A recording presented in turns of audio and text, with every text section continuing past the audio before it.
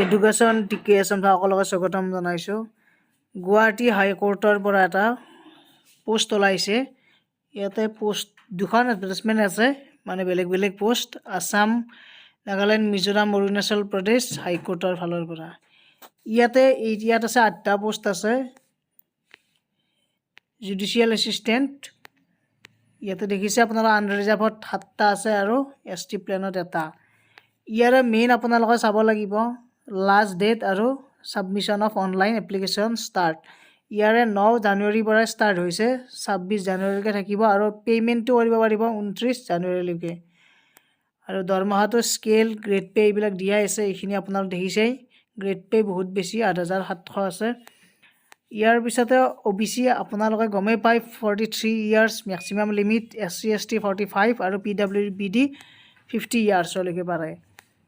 গতিকে এই এডভাৰটাইজমেণ্টখন আপোনালোকে পাই যাব। ইয়াতে যিহেতু ৰিটেন এক্সামিনেশ্যন 120 মাৰ্কছ ষ্টেজ 1, এনেকুৱাকৈ আপোনালোকৰ ষ্টেজ 2 20 মাৰ্কছ ইণ্টাৰভিউ ভাইভা হ'ব।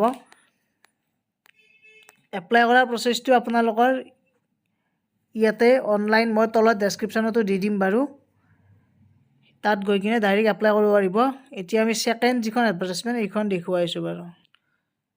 আৰু এই এডভাৰটাইজমেণ্টখনত 2টা কম্পিউটাৰ এছিষ্টেণ্টৰ পোষ্ট আছে, এটা OBCৰ আৰু 2টা OBCৰ আৰু এটা PWBDৰ কাৰণে ৰিজাৰ্ভ কৰি ৰখা আছে। ইয়াতে আপোনালোকৰ ছেইম লাষ্ট ডেট 9 জানুৱাৰী 2000, এপ্লিকেশ্যন আৰম্ভ হ'ব 9 জানুৱাৰী 2026 আৰু লাষ্ট ডেট হ'ব 26 জানুৱাৰী আৰু পে'মেণ্টৰ 29 জানুৱাৰী। ইয়াতে গ্ৰেড পে' অকণমান কম 6,200 আৰু ইয়াতে 14,000 পৰা 70,000 স্কেলটো দিয়া আছে 7 পে' কমিশ্যন মতে। আৰু OBC 43 আৰু 50 ইয়াৰ্ছলৈকে PWBD বয়সৰ সময়সীমা।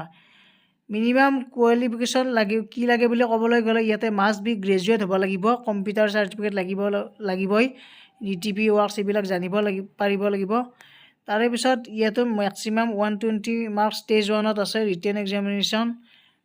আৰু নেক্সট স্কিল টেষ্টত 30 marks, interview viva 20 marks. Skill টেষ্টত আপোনালোকৰ মেইনলি আমাৰ 5 টাইমছ দ্য নাম্বাৰ অফ, মানে এটা পোষ্টৰ এগেইনষ্টত 5জনকৈ ৰাখিব স্কিল টেষ্টত। আৰু ইয়াতে আপোনালোকৰ কম্পিউটাৰ স্কিল টেষ্টেই হ'ব। আৰু ইণ্টাৰভিউ যেতিয়া ভাইভালৈ যাব তেতিয়া এটা পোষ্টৰ এগেইনষ্টত 3টা থাকিব। গতিকে এইখিনি আপোনালোকে অফিচিয়েল ৱেবছাইটত গ'লেও গম পাব। গতিকে সকলোৱে শ্বেয়াৰ কৰি দিয়ক আৰু ছাবস্ক্ৰাইব কৰি ৰাখক। মই ডেছক্ৰিপশ্যনত লিংকবিলাক দি দিছোঁ, তাত গৈ কিনে এপ্লাই কৰিব পাৰিব। ধন্যবাদ, থেংক ইউ।